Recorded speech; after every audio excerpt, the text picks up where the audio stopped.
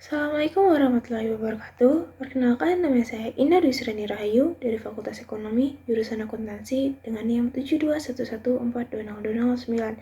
Di sini saya akan menjelaskan bab 11 yaitu anti monopoli dan persaingan usaha dalam mata kuliah Hukum Bisnis dengan dosen Bapak Prabowo Yudajayanto, SEMSA.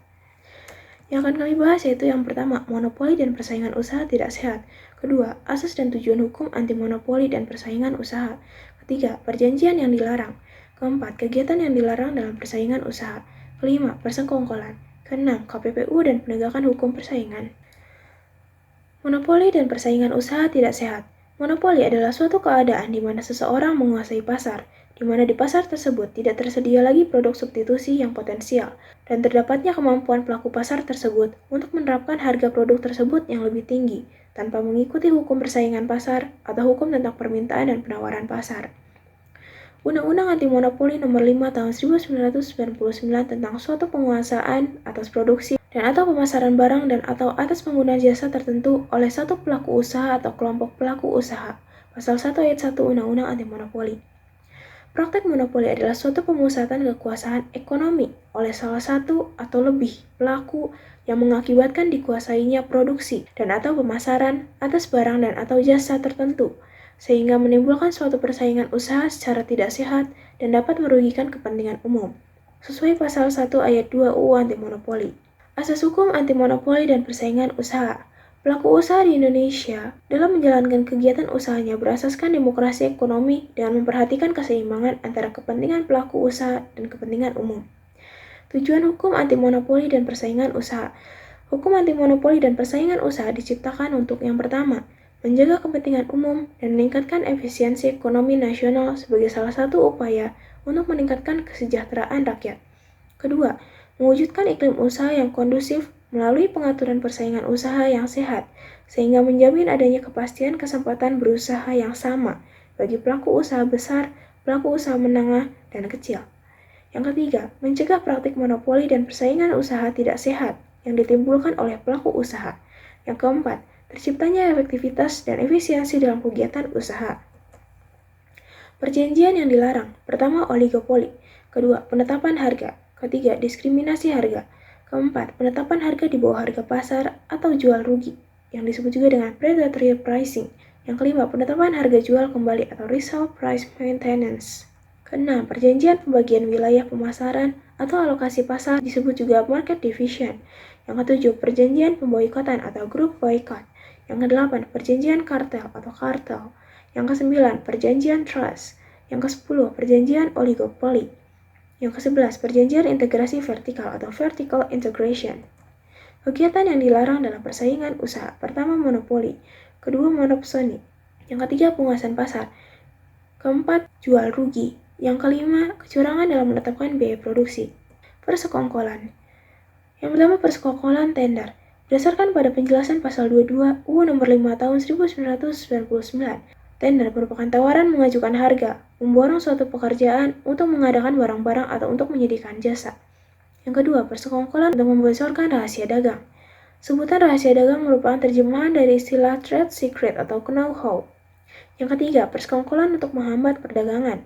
Pasal 24 UU Anti Monopoli terdapat larangan untuk melakukan persekongkolan yang dapat menghambat produksi, pemasaran atau produksi dan pemasaran atas produk. KPPU dan penegakan hukum persaingan. Tugasnya yaitu yang pertama, melakukan penilaian terhadap perjanjian yang dapat mengakibatkan terjadinya praktek monopoli dan atau persaingan usaha tidak sehat, sebagaimana diatur dalam pasal 4 sampai pasal 16. Yang kedua, melakukan penilaian terhadap kegiatan usaha dan atau tindakan pelaku usaha yang dapat mengakibatkan terjadinya praktek monopoli dan atau persaingan usaha tidak sehat, sebagaimana diatur dalam pasal 17 sampai pasal 24. Yang ketiga, melakukan penilaian terhadap ada atau tidak adanya penyalahgunaan posisi dominan yang dapat mengakibatkan terjadinya praktek monopoli dan atau persaingan usaha tidak sehat, sebagaimana diatur dalam pasal 25 sampai pasal 28. Yang keempat, mengambil tindakan sesuai dengan wewenang komisi, sebagaimana diatur dalam pasal 36. Yang kelima, memberikan saran dan pertimbangan terhadap kebijakan pemerintah yang berkaitan dengan praktik monopoli dan atau persaingan usaha tidak sehat. Yang keenam, menyusun pedoman dan atau publikasi yang berkaitan dengan undang-undang ini. Yang ketujuh, memberikan laporan secara berkala atas hasil kerja komisi kepada Presiden dan Dewan Perwakilan Rakyat. Wewenang KPPU dan penegakan hukum persaingan.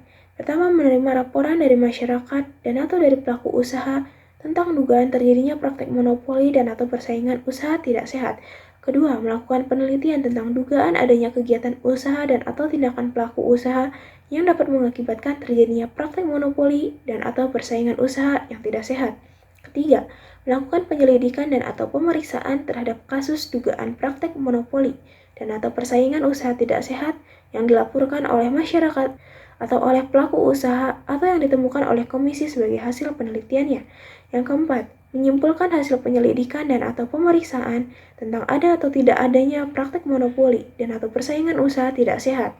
Yang kelima, memanggil pelaku usaha yang diduga telah melakukan pelanggaran terhadap ketentuan undang-undang ini. Yang keenam, memanggil dan menghadirkan saksi, saksi ahli, dan setiap orang yang dianggap mengetahui pelanggaran terhadap ketentuan undang-undang ini.